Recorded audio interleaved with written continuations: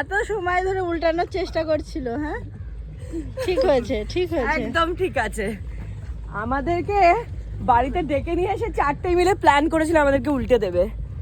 ঠিক আছে, এবার কেমন লাগে?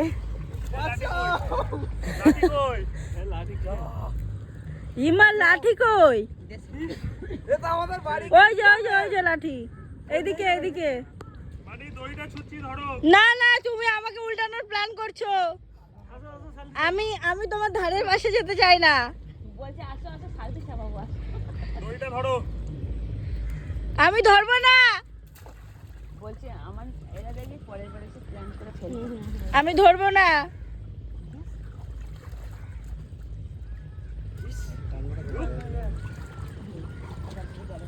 ওই তো জলের টাঙ্গা। এই তো এখানে।